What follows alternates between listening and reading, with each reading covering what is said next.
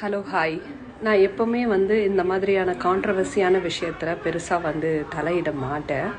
Because நம்ம பேசுகிற time, பேசுகிற இடம், பேசுகிற வார்த்தை, பேச வேண்டிய இடத்துல கரெக்டாக பேசணுன்றதுக்காக நான் வெயிட் பண்ணுவேன். சாண்ட்ரா பார்வதி தள்ளி விட்டது தப்பா ரைட்டா? பார்வதிக்கு ரெட் கார்டு கொடுத்தது தப்பா ரைட்டா?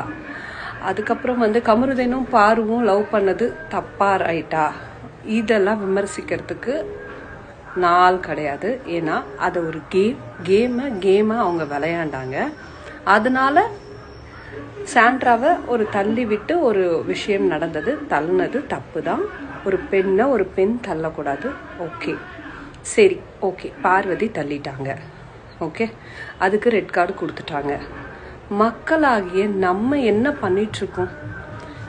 பார்வதி சாண்ட்ராவை தள்ளி விட்டாங்கன்னா இன்னைக்கு நம்ம பார்வதியை தள்ளி விட்டுட்ருக்கோம், பாழும் குழியில் தள்ளி விட்டுட்ருக்கோம்.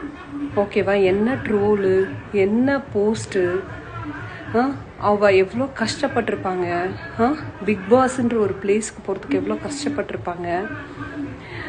இன்னைக்கு இந்த ட்ரோல் பண்ணி இப்படியெல்லாம் பண்ணுறீங்களே, அதெல்லாம் கூட ஓகேங்க, பண்ணிட்டு போங்க.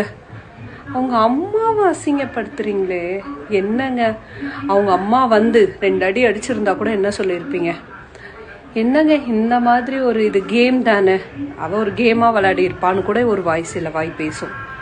அடிக்கலனாலும் இவெல்லாம் ஒரு அம்மாவான்னு பேசுறீங்க. எந்த அம்மா அங்கே பிக் பாஸுக்கு போய் கமருதின்னு ஒருத்தர் இருப்பா, இல்லை எவனா ஒருத்தர் இருப்பா, அவனை லவ் பண்ணுன்னு சொல்லி அனுப்புகிறாங்க. எல்லா அம்மாவும் தட்டி கேட்க தான் செய்வாங்க. அவ்வளோ பெரிய சோஷியல் மீடியா, அவ்வளோ பெரிய பிளாட்ஃபார்மு, அவ்வளோ கேமரா இருக்குது. மேபி அவங்க அம்மா அங்கே கேட்காம இருந்திருக்கலாம். எந்த அம்மாவும் ஒரு பொண்ணு பண்ணுற தப்பையோ ஒரு பையன் பண்ணுற தப்பையோ எந்த குடும்பமும் கேட்காம இருக்காது. ஓகேவா? எதுக்காக பார்வதி விளையாண்டாங்க? பார்வதி ஒரு தப்பு செஞ்சுட்டாங்க, பார்வதிக்கு ரெட் கார்டு கொடுத்து வீட்டுக்கு அமிச்சிட்டாங்க. எதுக்கு அவங்க ஃபேமிலியை, அவங்க அம்மாவெல்லாம் அசிங்கப்படுத்துறீங்க?